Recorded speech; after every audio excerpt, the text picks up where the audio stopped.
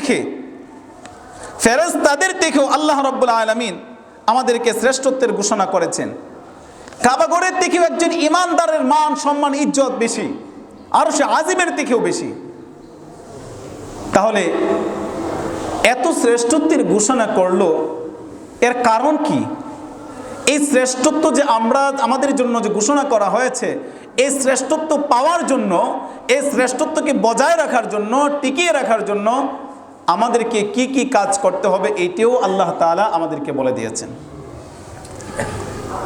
নবী আলাইহিমুস সালাতু ওয়াস সালাম, আমরা প্রত্যেকেই জানি, হযরতে মুসা আলাইহিমুস সালাতু ওয়াস সালাম আল্লাহর কাছে দোয়া করেছেন আখিরি জামানার নবীর উম্মত হওয়ার জন্য। হযরতে ঈসা পয়গম্বর আলাইহিমুস সালাতু ওয়াস সালাম আল্লাহর কাছে দরখাস্ত করেছেন, আল্লাহ তুমি আমাকে আখিরি জামানার নবীর উম্মত হিসাবে তুমি কবুল করো। আল্লাহ রাব্বুল আলামিন হযরতে ঈসা আলাইহিস সালাতু ওয়াস সালাম তার এই দরখাস্ত, তার এই দোয়াকে আল্লাহ রাব্বুল আলামিন কবুল করলেন। সুবহানাল্লাহ। নবীরা এই শ্রেষ্ঠত্ব পাওয়ার জন্য তারা আল্লাহর কাছে দোয়া করেছেন, আল্লাহ রাব্বুল আলামিন তার দোয়াকে কবুল করেছেন।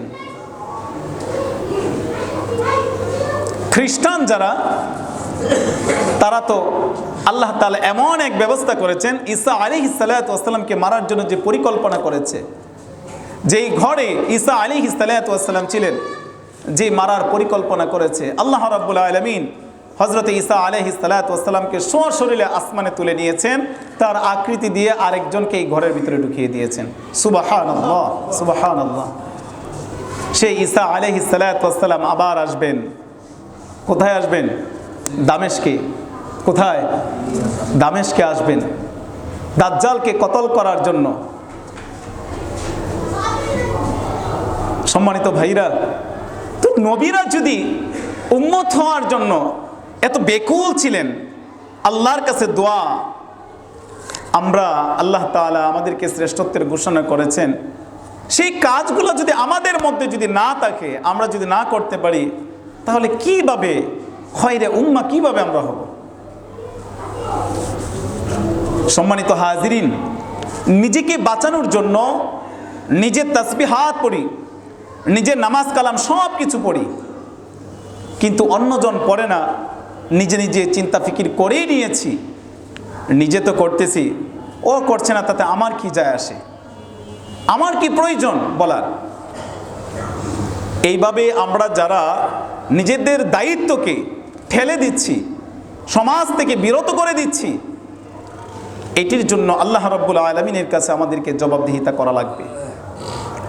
আল্লাহর আযাব আর গজব যখন আসবে, যেমন শ্রেষ্ঠত্ব আল্লাহ তাআলা আমাদেরকে ঘোষণা করেছেন, ঠিক তেমনি আমরা যখন এই তা'মুরুনা বিল মারুফ ওয়া তানহাউনা আনিল মুনকার, এই দুটা কাজ যখন আমরা করব না, তখন আল্লাহর পক্ষ থেকে যে আযাব আর গজব আসবে, এই আযাব আর গজব আপনি আমার মতো সলিমুদ্দি আর কলিমুদ্দিকে কাউকে ছাড়বে না, সবাইকে ধরবে। বনি ইসরাইল বড় এক আবেদ ছিলেন, পাহাড়ের চূড়ায় ওই আবেদ, তিনি ইবাদত বন্দিগি এমনভাবে করতেছেন, তার মতো এত ইবাদত গুজার, এত বড় আল্লাহওয়ালা আর একজনও ওই জামানার মধ্যে তখন নাই। এত বড় আবেদ হয়েছেন ওখানে। তো আল্লাহ রাব্বুল আলামিন বনি ইসরাইলের ওই জায়গায়, ওই অঞ্চলের মানুষ যেভাবে পাপাচার করা শুরু করছে, যেভাবে গুনাহে লিপ্ত হচ্ছে, আল্লাহ তাআলা হযরতে জিবরাইল আলাইহিস সালাতু ওয়াস সালাম, আল্লাহ তাআলা তাকে অর্ডার করলেন, যাও এই প্রত্যন্ত অঞ্চলকে ধ্বংস করে দাও।